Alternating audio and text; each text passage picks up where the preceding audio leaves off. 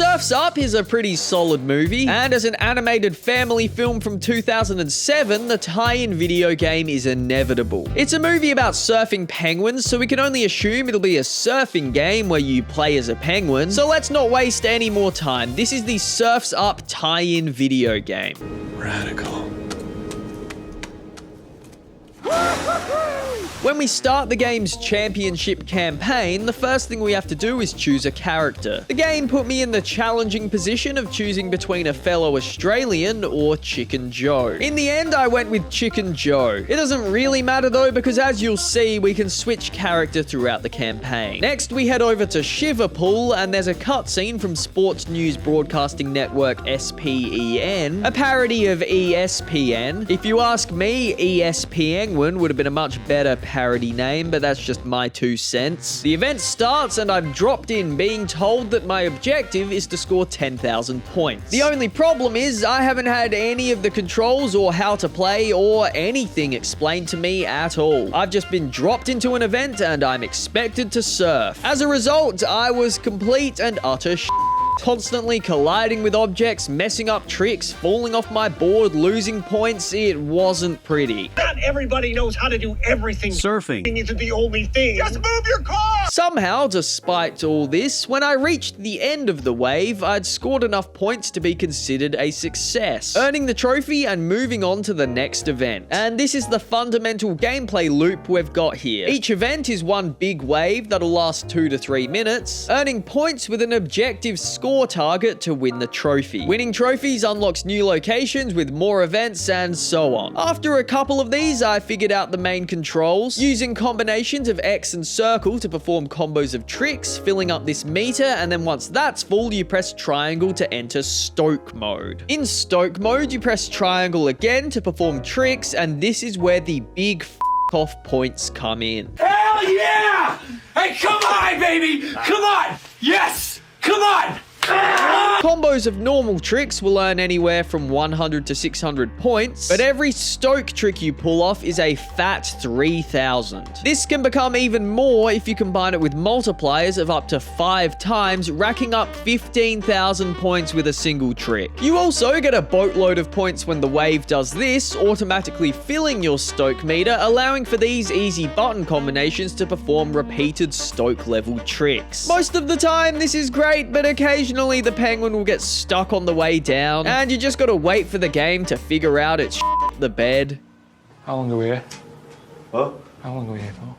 Now, I may sound like I'm being way too enthusiastic about hitting big scores in the Surf's Up PS2 game as an adult, and I probably am, but it is undeniably satisfying to fill up that meter and then watch your score explode. So you can imagine my excitement when I unlocked Geek, because this big fella has a high stoke rating. This means his stoke mode lasts much longer than the others, which does make the game way too easy. I get the sense they didn't realize just how many points you'll earn in stoke mode, because without it, these target scores could be reasonable challenges, but with it, it's almost impossible to not win. Come on, man!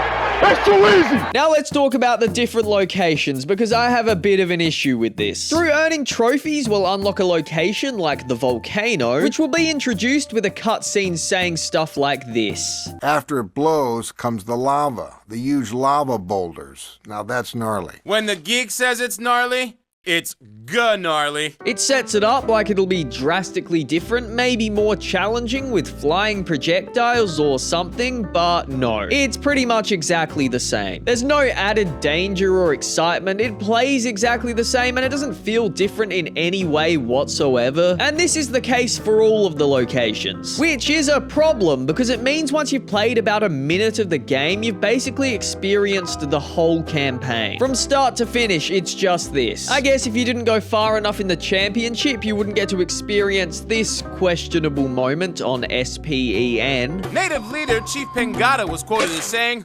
Bungala! Wakanagaga Olo!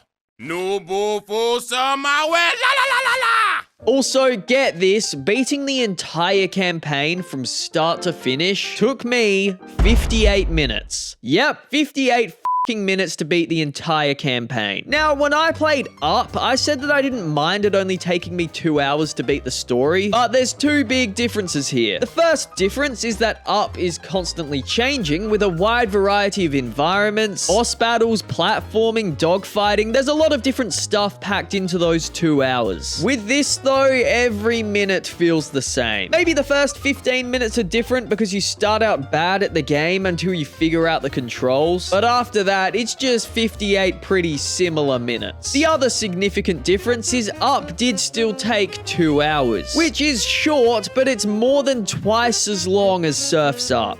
You let that sink in. Now, on the main menu, not as a part of the championship, we've also got leaf sliding. This involves flying down a slope on a leaf, stopping the timer by collecting the clocks, trying to beat the time. It's pretty fun, I enjoyed it. It feels fast, controls decently enough, it's a good gameplay mode. The issue here is each one takes less than 90 seconds. There's only 3 levels of it, and I beat them all on the first try. So all the effort they went through to make this mode work and put it in the game, it adds up to less than 4.5 minutes of gameplay. What's the point? I feel like if they made, I don't know, 15 of these, 15 of the surfing levels, and then maybe 15 levels of something else, and then divided them evenly, swapping between the 3 modes throughout the championship, not only would the variety have made the game more fun, but it also would have been a fulfilling 3 to 4 hour experience. In the cheat codes section, we can type top fashion to unlock character customization. Much like the rest of the game, this customization has 0 depth. With all of them on, this is what he looks like. I get it, it's just a cheat code, it's not actually a part of the proper game. We can also use cheat code The Legend to unlock Zeke as a playable character. Zeke has a maximum Stoke rating, and you know what that means. Yeah, playing as him, I managed to pass the 100,000 mark, which you fellow players of Surf's Up on the PS2, I know you're out there, you know that is some pretty impressive stuff. Thank you very much, my man. Thank you very much. Look, I really don't know how I feel about this game as a whole. The gameplay is mostly functional, except for when it isn't. I can't deny I enjoyed parts of it when I was nailing high-scoring tricks, and the leaf sliding is fun, but the entire thing is just too shallow to justify a full licensed game with a price tag. It feels like what I've done should end with the game going, okay, and now that you've completed the first island, here's the bigger area where the gameplay changes a lot more and there's much more to do. But that doesn't happen. You just do the same thing for 58 minutes, then this for less than 5 minutes, and then you turn off the game and you go and do something else. That's Surf's Up. I'm done! You hear me?